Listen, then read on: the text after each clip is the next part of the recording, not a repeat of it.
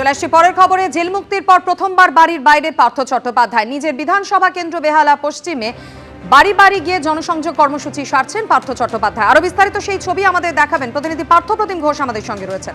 পার্থ,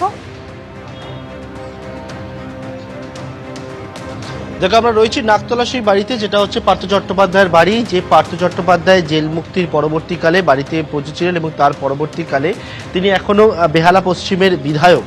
সেই বেহালা পশ্চিমে তিনি আর বেরোননি। আজকে প্রথমবার পার্থ চট্টোপাধ্যায় তিনি তার বিধানসভা যে কেন্দ্র রয়েছে সেই বিধানসভা কেন্দ্রে যাচ্ছেন।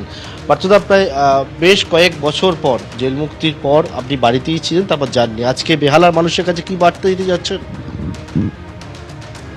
আমি তোমাদেরই লোক, এই বার্তা দিতে যাচ্ছিলাম, যাকে তারা অসীম স্নেহে, ভালোবাসায়, আশীর্বাদে পরপর 5 বার বিধানসভা একই জায়গা থেকে জয়ী করেছেন। তাদের আমি প্রথম থেকেই বলে আসছি যে আমি যেদিন শারীরিকভাবে অন্তত গাড়িতে ওঠার মতন শক্তি পাবো, আমি বেহালাতেই যাব। সেই আর আজকের দিনটা তো ভাষা দিবসের দিন না, আমার ভাইয়ের রক্তে রাঙানো 21শে ফেব্রুয়ারি আমি কি ভুলতে পারি। তাই সেই দিনটাকেই বেছে নিলাম, যাতে কেউ আমাকে আমার সাহিত্য প্রতি যে ভালোবাসা, বাংলা ভাষার প্রতি যে আমার অসীম শ্রদ্ধা, লোকে তো একটা দিন বাঁচে, আমি একটা দিন বাঁচলাম। এই মুহূর্তে দেখতে পাচ্ছি পার্থ চট্টোপাধ্যায় তিনি একেবারে গাড়িতে বসেছেন এবং বসে বেহালা পশ্চিমে তিনি বিধায়ক এবং সেই বেহালা পশ্চিম যে বিধানসভা কেন্দ্র, সেই বিধানসভা কেন্দ্রের উদ্দেশ্যে রওনা হচ্ছেন।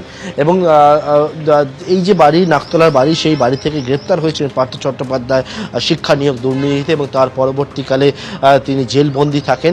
জেলবন্দি থাকার পরবর্তীকালে তিনি যখন জেল থেকে ছাড়া পান, তারপর হাসপাতালে থেকে বাড়িতে ফেরেন, মাঝে হাসপাতালে যান এবং আজকে প্রথমবার পার্থ চট্টোপাধ্যায় তিনি কিন্তু নাকতলার বাড়ি থেকে বেরোলেন এবং তিনি জানেন বেহালা পশ্চিম তার বিধানসভা কেন্দ্রে। তিনি যেমনটা বললেন যে আমি ওনাদেরই লোক বলে বেহালা পশ্চিমের উদ্দেশ্যে রওনা হলেন পার্থ চট্টোপাধ্যায়। ধন্যবাদ পার্থ প্রতিম। আর এর আগে পার্থ চট্টোপাধ্যায় বলেন, বেহালা পশ্চিমের মানুষের কাছে আমি প্রতিশ্রুতিবদ্ধ এবং দায়বদ্ধ। আর কি বলেছেন শোনাব। প্রতিশ্রুতিবদ্ধ এবং দায়বদ্ধ বেহালা পশ্চিমের মানুষের কাছে।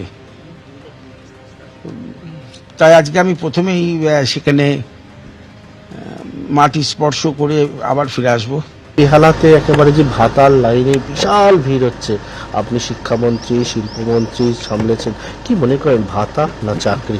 লাইনে দাঁড়িয়ে সবাই বলছে। আমি আপনাকে বলি যে ভাতা দেওয়াটা এটা তো প্রথম নয়। এটা যে বলছেন যে ভাতা ভাতা করে চিৎকার করছেন, ভাতা দেওয়াটা এটা প্রথম নয়। ভাতা তো বামপন্থীরাও ভাতা দিয়েছেন, নানাভাবে ভাতা দিয়েছেন। বিজেপি গভর্নমেন্ট, কেন্দ্রীয় সরকার বা বিজেপি শাসিত রাজ্যেও ভাতা আছে। আমাদের নির্বাচন ইস্তাহারেও আমার যতদূর মনে পড়ে এই কথার উল্লেখ ছিল। ভাতাটা একটা অন্য মাত্রার, কিন্তু কর্মসংস্থানটা সবচেয়ে আগে।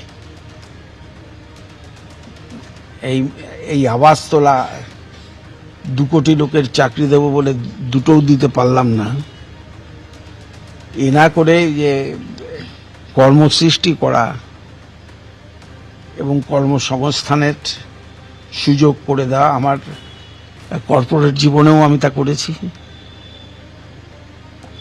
আমাকে যারা ঢিল মারছে, কাদা মারছে, তারা ভেবে দেখুক যে সেই সময় কত লোকের মমতা ব্যানার্জির মুখ্যমন্ত্রীত্বে কর্মসংস্থান হয়েছে।